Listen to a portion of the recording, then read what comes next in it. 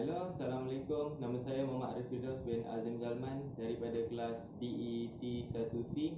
Nombor matrik saya 25 DET 20 F1051. Hari ini saya dan 3 lagi rakan saya akan menerangkan tentang tajuk 2.1 The Fundamental of Trigonometric Function. Okay, sahabat serata, nama saya Bibim Fios, anak Peter Peli. Nombor matrik saya 25 DET 20 F1052 dari kelas DET 1C.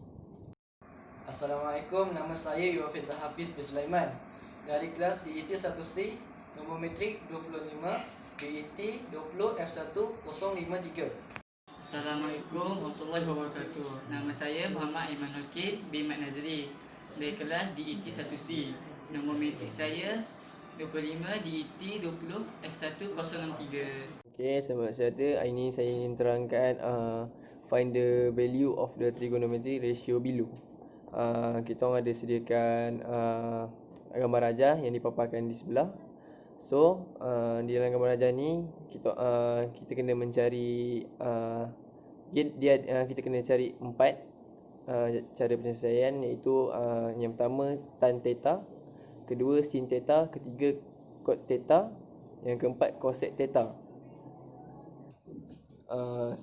Solution dia nak cari tan theta, sin theta, cot theta dengan cosec theta tu, kita kena cari dia punya hypotenuse. Hypotenuse sama dengan tentang dengan sisi tambah sisi. So x2 sama dengan 15 kuasa 2 tambah 8 kuasa 2 akan dapat punca 225 tambah 64. So nanti jawapannya akan jadi punca 289. So punca tu kita kena selesaikan dulu. So jadi 17 lah, x 17. So hypotenuse dia 17. So kita nak cari tan theta. Tan theta dia, okey, untuk cari tan theta kita akan guna formula dia. Tan sama dengan tentang per sebelah. So dia punya tentang dia 8, dia punya sebelah dia 15. Untuk jawapan untuk A lah. So jawapan dia tan theta sama dengan 8 per 15. Untuk B, sin theta, kita guna formula dia sin sama dengan tentang per hypotenuse. Jawapan dia ialah sin theta sama dengan tentang dia 8 per hypo dia 17. Okey. Untuk carikan cot theta, kita gunakan formula dia. Formula dia ialah 1 per tan theta. Cot theta sama dengan 1 per tan theta. Dia punya tu 1 per kita ambil yang tan theta tadi yang kita buat tadi tu, jawapan dia. So jadi 1 per 8 per 15. So akan dapat 15 per 8. Untuk cari cosec theta, kita guna formula yang sama juga, iaitu 1 per sin theta. 1 per 8 per 17. Yang 8 per 17 tu kita dapat daripada sin theta yang kita buat tadi juga, jawapan tadi tu yang di soalan B. So akan dapat 1 per 8 per 17 akan dapat 17 per 8. Assalamualaikum dan selamat sejahtera. Hari ini saya nak terangkan tentang soalan kedua. Soalan kedua ni dia suruh cari nilai untuk soalan A. Soalan A dia theta sama dengan 199 darjah. Soalan B cos 145 darjah, dan soalan C sin sama dengan sin negatif 210 darjah. Di sini saya ada sediakan sekali dia punya nota. Kalau kita dapat jawapan dia sin positif, tan positif, cos positif, dia akan duduk di kuadran 1. Tapi kalau dia dapat sin positif, tan dan cos dia negatif, dia akan duduk di kuadran 2. Dan kalau kita dapat tan positif, sin dan cos dia negatif, jadi dia akan duduk di kuadran 3. Manakala kalau kita dapat jawapan cos dia positif, sin dan tan dia negatif, dia akan duduk di kuadran 4. Jadi ini ialah jalan penyelesaian untuk soalan A, B dan C. Untuk soalan A, dia bagi theta sama dengan 199 darjah. Jadi kita lukislah dia punya gambar rajah tu macam yang saya tunjuk dekat sebelah ni. Kita letak 199 darjah. Lepas tu kita potong. Lepas tu dia suruh cari dia punya base. Jadi kita letak base sama dengan 199 darjah tolak 180 darjah. Jadi kita akan dapat 19 darjah. Itulah jawapan dia. Jadi untuk soalan B, dia punya soalan ialah cos 145 darjah. Jadi kita lukislah dia punya gambar dia. Jadi kita letakkan dia punya sudut 135 darjah. Lepas dah letak tu, kita nak cari sudut yang belah bawah tu kan. Jadi dia punya jalan penyelesaian dia negatif cos. Kenapa negatif cos? Sebab dia ada di kuadran 2. Kuadran 2 dia kalau cos sama dengan negatif. Jadi kita kena letak negatif cos. Lepas kita kena tolak lah dia punya sudut, dia punya tu 180 tolak 145, kita akan dapat negatif cos 35 darjah. Jadi kita tekan kalkulator, negatif cos negatif cos 35, kita akan dapat negatif 0.819. Untuk soalan C pula, soalan C ni dia punya soalan sin negatif 210 darjah. Jadi kita lukis dia punya graf, dia punya gambar, dan kita sin 210 tolak 180, sebab kita nak cari yang 30 darjah tu. Kenapa dia punya sin positif? Sebab dia duduk di kuadran 2. Kalau dia duduk di kuadran 2, sin dia positif. Jadi kita selesaikanlah 210 tolak 180, kita akan dapat sin 30. Jadi kita tekan kalkulator, sin 30 kita akan dapat 0.500. Okay, question 3 ni inverse trigonometry function. Dia ada 3 formula. Y sama dengan X inverse, Y sama dengan cos inverse, dan Y sama dengan tan inverse. Contoh soalan ni ada 3 beri.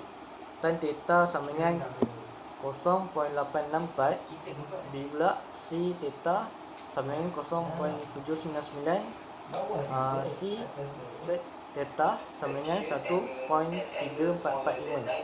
Okay, next. Ini solution dia, cara kira je lah. Tadi kan soalannya kan tan theta sama dengan 0.864. Tan tu depan pindah ke belakang, sebab tu pindah ke belakang inverse, jadikan tu jadilah tan inverse.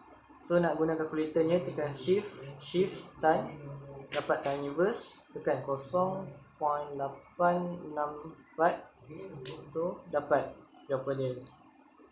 B pula pun sama juga, cos tu pindah ke belakang jadi cos inverse, tekan shift cos, dapat cos inverse 0.799, dapat jawapan dia.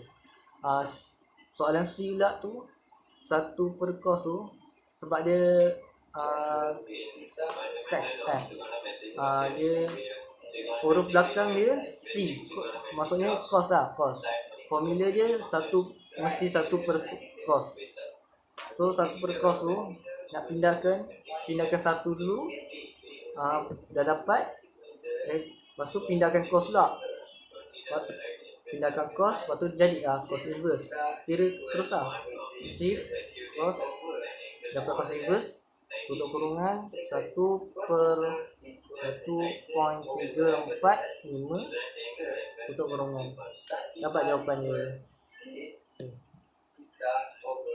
Saya akan terangkan tajuk trigonometric equation, cara pengiraan dia. Dekat sini ada dua soalan, iaitu A, cos theta sama dengan 0.2542, dan soalan B, sin theta sama dengan negatif cos 45 darjah. Okey, kita akan buat soalan A dulu. Okey, soalan A dia cos theta sama dengan 0.2542. Okey, dia punya nilai cos theta ni dia punya positif. So maksudnya theta ni berada di kuadrat 1 dan 4. So kita akan pindahkan cos tu ke sebelah kanan, akan jadi cos inverse. So kita akan tekan calculator, shift cos 0.2542. So jawapan dia akan dapat jawapan 75.27. Kita ambil 2 titik kumpulan saja. So dia punya base adalah 75.25 darjah. Okey, kat kuadrat 1 memang dah dapat base. Jawapan dia 75.27. So kalau nak dapatkan jawapan kat kuadrat 4, kita tengok okey kat 4. Jawapan 4 dia kena ambil 360 sebab dia bulatan penuh, tolak dengan 75.27 darjah. Okey, kita tolakkan dia. 360 tolak 75.27, dapat jawapan 28473 darjah. Okey, jadi theta dia ada dua jawapan, iaitu 75.27 darjah dengan 284.73 darjah. Okey, seterusnya saya akan buat soalan B. Soalan B, sin theta sama dengan negatif cos 45. Sekarang ni kita selesaikan dulu negatif cos 45 darjah. Kita nak dapatkan dia punya nilai sin theta. So kita akan tekan negatif cos 45. Jawapan dia akan jadi negatif 0.70. Okey, dapat jawapan tu, kita pun pindahkan sin sebelah kanan, akan jadi kita tekan kita shift sin negatif 0. Tak, sebelum tu kita tekan bracket dulu, buka bracket dulu, baru letak negatif 0.707, tutup bracket. Jadi kita akan dapat jawapan 45 darjah. Dia punya base dia punya base lah. So dia punya theta ni kat location 3 dan 4, kuadrat 3 dan 4.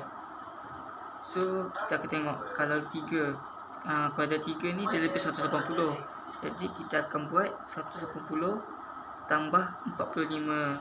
45 tu datang daripada jawapan tadi, daripada base. So akan dapat jawapan 225. So kuadrat 4 pula. Kuadrat 4 ni dia dalam sebelum 360. So kita akan ambil 360 tolak 45, akan dapat jawapan 315 darjah. Jadi theta dia ada dua jawapan, iaitu 225 darjah dengan 315 darjah. Kesimpulannya, kita dapat simpulkan bahawa aplikasi trigonometri ni dapat kita gunakan dalam kehidupan seharian. Misalnya kita nak cari ketinggian satu bangunan, kita hanya perlu tahu dia punya sudut condong dengan dia punya jarak daripada jarak lah daripada kita ke sesuatu benda tu, ke sesuatu bangunan tu. Trigonometri ni juga banyak digunakan dalam bidang sains, dalam bidang arkitek, pelaut dan banyak lagi. Kesimpulannya, pengetahuan trigonometri ini telah banyak membantu kita dalam kehidupan seharian. Sebagai contohnya, kita dapat trigonometri ini digunakan untuk mengukur sesuatu objek dan mengira sudutnya dengan lebih tepat. Malah penggunaan trigonometri boleh membantu ahli astronomi untuk menghitung jarak antara benda-benda di langit. Dengan ini, kita tidak dapat menafikan bahawa trigonometri banyak memberi manfaat kepada kita dalam kehidupan seharian. Okay, conclusion bagi tajuk trigonometri ni amat penting dalam setiap pekerjaan. Sebagai contohnya, pekerjaan dalam segi bina bangunan. Trigonometri ni amat penting dalam seorang arkitek untuk mencari sudut dalam pembinaan bangunan untuk menjadikan bangunan itu kokoh dan cantik. Trigonometri ni tidak semestinya digunakan dalam seni bina, astronomi dan sebagainya. Rakyat biasa juga boleh menggunakan trigonometri ni dalam kehidupan seharian. Contohnya sebagai rakyat biasa kan, kita nak kira tinggi pokok kan, kita boleh guna trigonometri ni. Kita tak payah nak kena panjat pokok, nak tebang pokok tu. Kita just guna trigonometri saja untuk mengira tinggi pokok. Sekian daripada kami. Terima kasih kerana mendengar kita orang punya presentation. Saya akhiri saya punya presentation dengan Assalamualaikum warahmatullahi wabarakatuh.